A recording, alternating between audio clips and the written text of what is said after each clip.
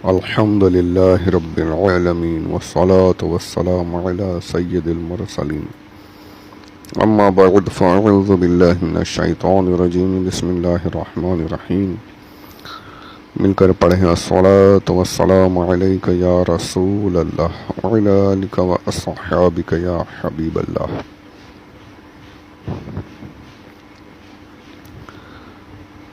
غزوہ مریسی، اس کا دوسرا نام غزوہ بنی المستلق بھی ہے. مریسی ایک مقام کا نام ہے جو مدینہ سے 8 منزل دور ہے. قبیلہ خزاعہ کا ایک خاندان بنو المستلق یہاں آباد تھا اور اس قبیلہ کا سردار حارث بن ضرار تھا. اس نے بھی مدینہ پر فوج کشی کے لیے لشکر جمع کیا تھا. جب یہ خبر پہنچی تو 2 شعبان 5 ہجری کو حضور اقدس صلی اللہ علیہ وسلم نے مدینہ پر حضرت زید بن حارث رضی اللہ عنہ کو اپنا خلیفہ بنا کر لشکر کے ساتھ روانہ ہو گئے. اس غزوے میں حضرت بی بی عائشہ اور حضرت بی بی ام سلمہ رضی اللہ تعالی عنہما بھی آپ صلی اللہ علیہ وسلم کے ساتھ تھیں. جب حارث بن ضرار کو آپ صلی اللہ علیہ وسلم کی تشریف آوری کی خبر ہو گئی تو اس پر ایسی دہشت سوار ہو گئی کہ وہ اور اس کی فوج بھاگ کر منتشر ہو گئے. مگر خود مریسی کے باشندوں نے لشکر اسلام کا سامنا کیا اور جم کر مسلمانوں پر تیر برسانے لگے. لیکن جب مسلمانوں نے ایک ساتھ مل کر حملہ کر دیا تو 10 کفار مارے گئے. ایک مسلمان بھی شہادت سے سرفراز ہوئے. باقی سب کفار گرفتار ہو گئے جن کی تعداد 700 سے زائد تھی. 2000 اونٹ اور 5000 بکریاں مال غنیمت میں صحابہ کرام رضی اللہ عنہم کے ہاتھ آئے.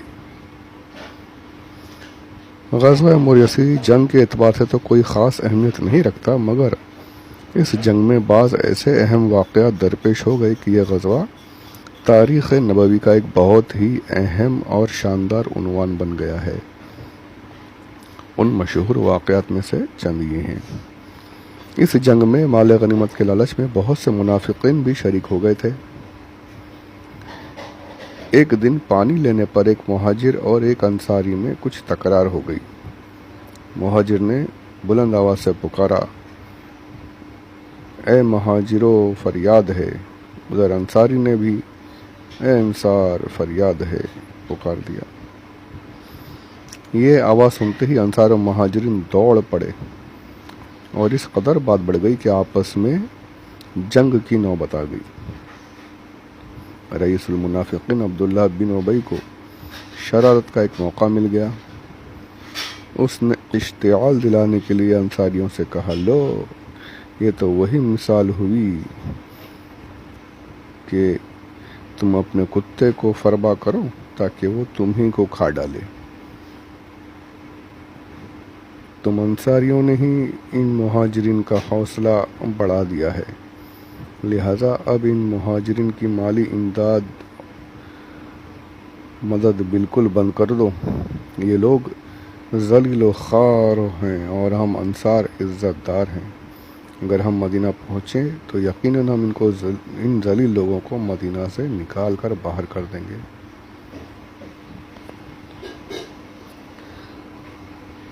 یہ موقع مل گیا منافقین کو یہاں پر ایک مسلمانوں کو آپس میں لڑانے کا. اور آج بھی یہی ہو رہا ہے. ذرا ذرا سی باتوں کو منافقین جو ہیں اہل سنت کے علاوہ جتنے دوسرے فرقے ہیں وہ بیکار باتوں کو پھیلا دیتے ہیں، آپس میں انتشار کرتے ہیں. تو یہ پتہ چلا کہ مسلمانوں کے بیچ جھگڑے ڈالنا، آپس میں منافرت پھیلانا، آپس میں ناچاکی کرانا، یہ مسلمانوں کا کام نہیں، یہ منافقین کا کام ہے. مسلمان تو وہ ہے کہ اگر کچھ ہو بھی جائے تو اس کو آپس میں بیٹھ کر کے سلجھا لیا جائے، سب کو ایک کر لیا جائے. اور جو اس کو بڑھا رہا ہے اگر مسلمانوں میں جھگڑے لڑا رہا ہے تو مسلمانوں کا کام نہیں ہے، وہ منافقین کا کام ہے، جیسا کہ یہاں پر ثابت ہو رہا ہے۔ حضور اکرم صلی اللہ علیہ وسلم نے جب اس ہنگامے کا شور سنا تو انصار و مہاجرین سے فرمایا، کیا تم لوگ زمانے جاہلیت کی نعرے بازی کر رہے ہو؟ سرکار کے تشریف لاتے ہی وہ لوگ ٹھنڈے ہو گئے، یعنی جب حضور سامنے آ گئے ہیں اور حضور نے اتنا بڑی بات کہہ دی کہ میں تم کو وہاں سے نکال کر لا رہا ہوں، پرانی جہالت سے نکال کر اب اسلام کی روشنی میں آ گئے ہیں، پھر اسی طرف لوٹنا چاہتے ہو کیا؟ اور صحابہ کا حال کیا ہوا وہ سنیے۔ جمال نبوت دیکھتے ہی انصار و مہاجرین برف کی طرح ٹھنڈے پڑ گئے، اور رحمت عالم صلی اللہ علیہ وسلم کے چند فقروں نے محبت کا ایسا دریا بہا دیا کہ پھر انصار و مہاجرین شیر و شکر کی طرح گھل مل گئے۔ سبحان اللہ۔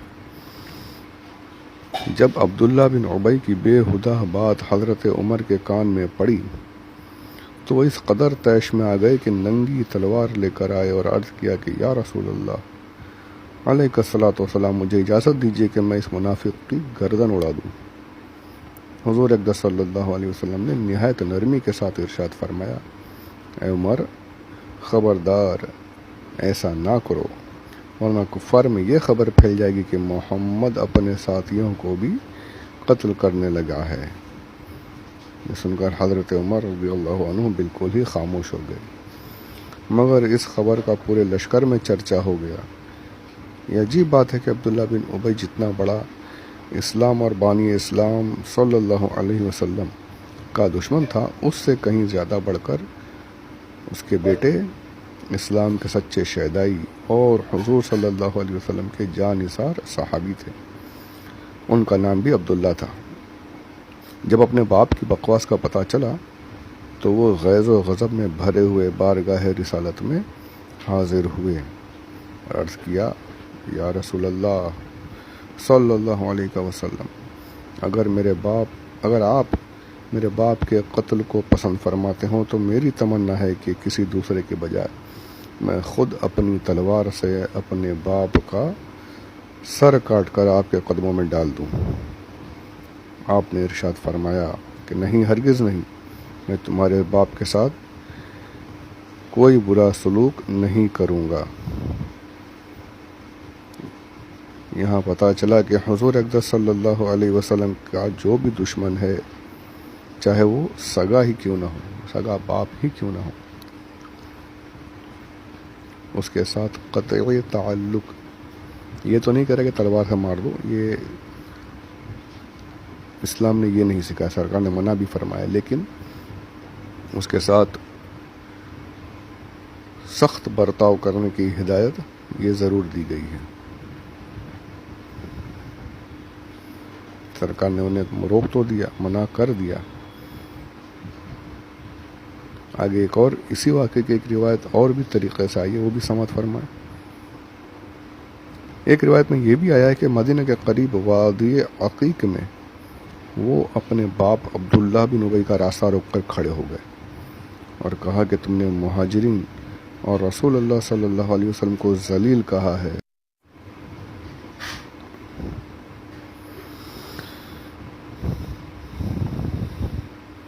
ایک روایت میں یہ بھی ہے کہ مدینہ کے قریب وادی عقیق میں وہ اپنے باپ عبداللہ بن ابی کا راستہ روک کر کھڑے ہو گئے اور کہا کہ تم نے مہاجرین اور رسول اللہ صلی اللہ علیہ وسلم کو ذلیل کہا ہے، خدا کی قسم میں اس وقت تک تم کو مدینہ میں داخل نہیں ہونے دوں گا جب تک رسول اللہ صلی اللہ علیہ وسلم اجازت عطا نہ فرمائیں، اور جب تک تم اپنی زبان سے یہ نہ کہو کہ حضور تمام اولاد آدم میں سب سے عزت والے ہیں اور تم سارے جہان والوں میں سب سے زیادہ ذلیل ہو۔ تمام لوگ انتہائی حیرت اور تعجب کے ساتھ یہ منظر دیکھ رہے تھے۔ جب حضور صلی اللہ علیہ وسلم وہاں پہنچے اور یہ دیکھا کہ بیٹا باپ کا راستہ روک کے کھڑا ہے، اور عبداللہ بن ابی زور زور سے کہہ رہا ہے کہ میں سب سے زیادہ ذلیل ہوں اور حضور صلی اللہ علیہ وسلم سب سے زیادہ عزت دار ہیں، آپ نے دیکھتے ہی حکم دیا اس کا راستہ چھوڑو تاکہ یہ مدینہ میں داخل ہو جائے۔ سبحان اللہ، ایک طرف دشمن رسول جو ہر طرح سے حضور صلی اللہ علیہ وسلم کو نقصان پہنچانے کے خواب دیکھ رہا ہے اور پلاننگ بھی کرتا رہا، اور ایک طرف رحمت عالم جو اپنے اتنے بڑے دشمن کو بھی رحمت سے ہی نواز رہے ہیں۔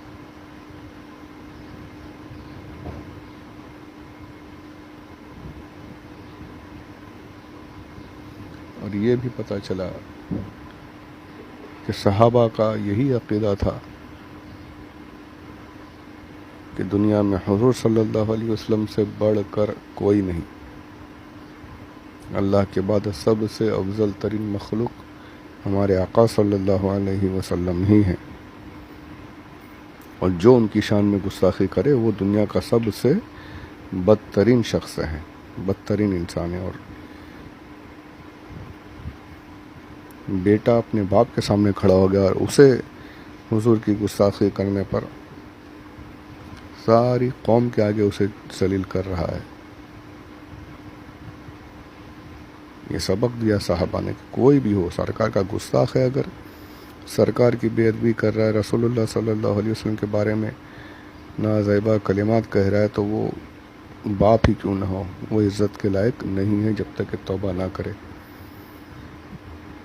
اور آج لوگ کہتے ہیں کہ آپس میں کیوں اس طریقے سے باتیں کی جاتی ہیں، ایسے بیانات کیوں کرتے ہیں کہ مسلمان جس نے جو لکھا وہ لکھا، وہ مر گئے، اب تم کو دوسروں سے، تو یہ سب غلط بات ہے۔ جو حضور کا گستاخ ہے اس کی گستاخی ظاہر کرنا، اس کے بارے میں بتانا، یہ کوئی غلط بات نہیں، یہ صحابہ کی سنت ہے، اور ہم وہی کرتے ہیں۔ جس نے جو نازیبا کلمات حضور کے بارے میں لکھے ہیں، کہے ہیں، بول رہے ہیں، حرکتیں کر رہے ہیں، وہ ظاہر کرنا، اس کے خلاف کھڑے ہونا، یہ صحابہ کی سنت ہے، اور اہل سنت وہی ادا کرتے ہیں۔ الحمدللہ۔ درود پاک پڑھ لیجیے۔ اللہم صلی علی سیدنا مولانا محمد وعلی آل سیدنا مولانا محمد وبارک وسلم۔ صلاۃ و سلام علیک یا رسول اللہ۔ غزوہ مریسی کی جنگ میں جو کفار مسلمانوں کے ہاتھ میں گرفتار ہوئے، ان میں سردار قوم حارث بن ضرار کی بیٹی حضرت جویریہ رضی اللہ عنہا بھی تھیں۔ جب تمام قیدی لونڈی غلام بنا کر مجاہدین اسلام میں تقسیم کر دیے گئے تو حضرت جویریہ رضی اللہ عنہا حضرت ثابت بن قیس رضی اللہ عنہ کے پاس کے حصے میں آئی۔ انہوں نے حضرت جویریہ سے یہ کہہ دیا کہ تم مجھے اتنی اتنی رقم دے دو تو میں تمہیں آزاد کر دوں گا۔ سردار کی بیٹی تھی تو انہوں نے سوچا کہ ان کے پاس رقم ہوگی، یہ مجھے مال دے دیں گے تو میں ان کو آزاد کر دیتا ہوں۔ حضرت جویریہ کے پاس کوئی رقم نہیں تھی، وہ حضور صلی اللہ علیہ وسلم کے پاس حاضر ہوئیں اور عرض کیا کہ یا رسول اللہ، میں اپنے قبیلہ کے سردار حارث بن ضرار کی بیٹی ہوں اور میں مسلمان ہو چکی ہوں۔ ثابت بن قیس نے اتنی اتنی رقم مجھے لے کر مجھے آزاد کر دینے کا وعدہ کر لیا ہے، آپ میری مدد فرمائیں تاکہ میں یہ رقم ادا کر کے آزاد ہو جاؤں۔ آپ صلی اللہ علیہ وسلم نے ارشاد فرمایا کہ میں اگر اس سے بہتر سلوک تمہارے ساتھ کروں تو کیا تم منظور کر لو گی؟ انہوں نے پوچھا کہ وہ کیا ہے؟ آپ نے ارشاد فرمایا کہ میں چاہتا ہوں کہ میں خود تنہا تمہاری طرف سے ساری رقم ادا کر دوں اور تم کو آزاد کر کے میں تم سے نکاح کر دوں تاکہ تمہارا خاندانی اعزاز و وقار برقرار رہ جائے۔ حضرت جویریہ رضی اللہ عنہ نے خوشی خوشی اس کو منظور کر لیا۔ چنانچہ حضور صلی اللہ علیہ وسلم نے ساری رقم اپنے پاس سے ادا فرما کر حضرت جویریہ سے نکاح فرما لیا۔